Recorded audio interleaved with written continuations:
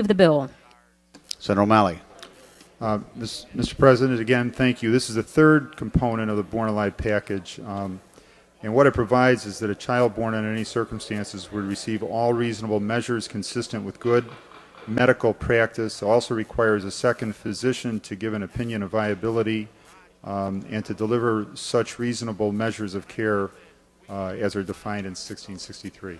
Again, I'd be happy to answer any questions there may be. Is there any discussion? Senator Cullerton. Would the sponsor yield? Sponsor indicates he'll yield. Senator O'Malley, which one of these bills was the Medical Society, did they testify against? Was it all three of them or just this one? Senator O'Malley. You know, I really can't speak for them, but I suspect their major issue was with 1661.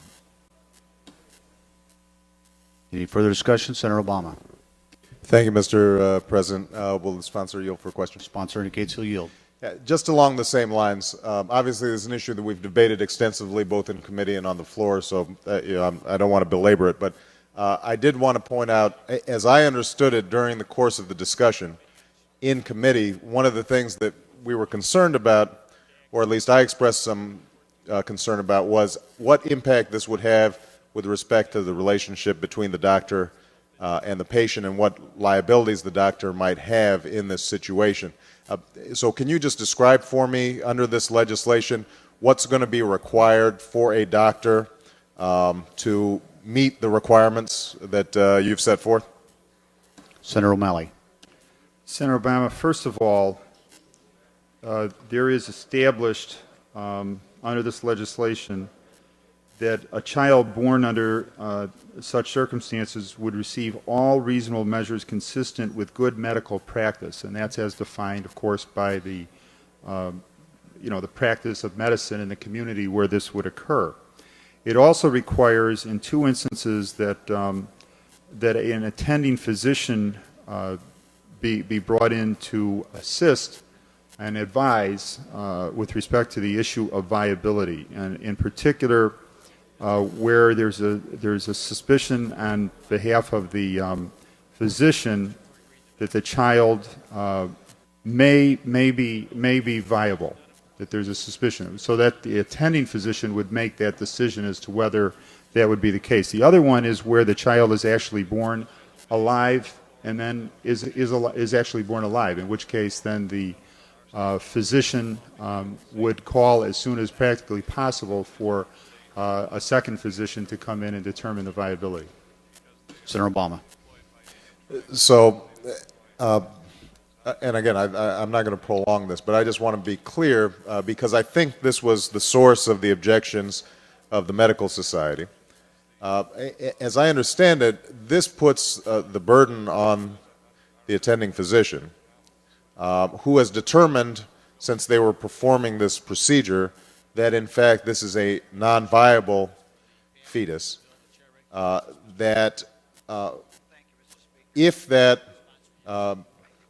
fetus or child, however way you want to describe it, is now outside the mother's womb, and the doctor continues to think that it's non-viable, but there's, let's say, movement or some indication that in fact they're not just coming out limp and dead, that in fact they would then have to call a second physician to monitor and check off and make sure that this is not a live child that could be saved. Is that correct? Senator O'Malley. In the first instance, obviously the physician that is performing the procedure would make the determination.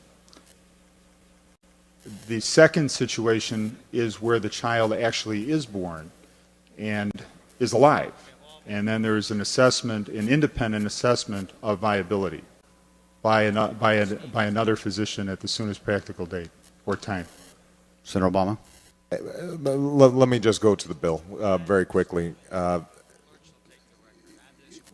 Essentially, I think, as this emerged during debate and during committee,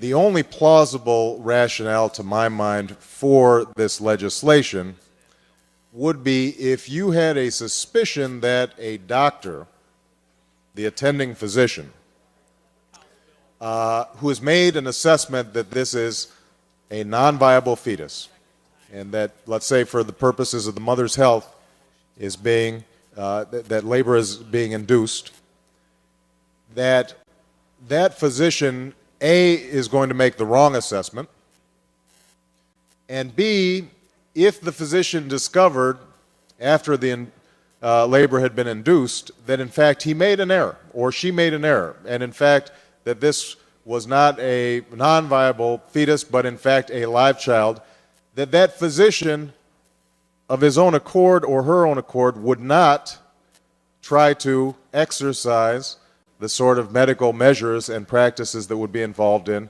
saving that child. Now, if you think that there are possibilities that doctors would not do that, then maybe this bill makes sense. But I suspect, and my impression is that the medical society suspects as well, that doctors feel that they would be under that obligation, that they would already be making these determinations, and that essentially adding an additional doctor who then has to be called in an emergency situation to come in and make these assessments is really designed simply to burden the original decision of the woman and the physician to induce labor and perform an abortion. Now, if that's the case, and I know that some of us feel very strongly one way or another on that issue, that's fine, but I think it's important to understand that this issue ultimately is about abortion and not live births, because if these are children who are being born alive, I at least have confidence that a doctor who is in that room is going to make sure that they're looked after. Thank you, Mr. President. Is there any further discussion? Any further discussion? If not, Senator O'Malley to close.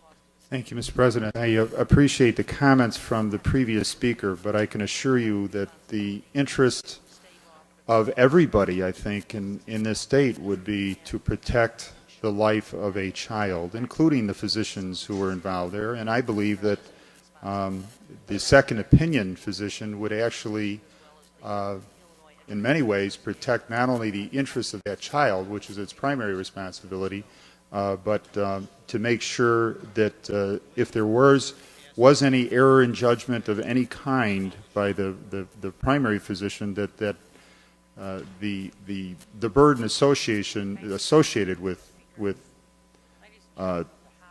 that failure in decision would be minimized. And so I request your support of this legislation so that this package can move to the Illinois House, where it can be given some serious consideration. Thank you.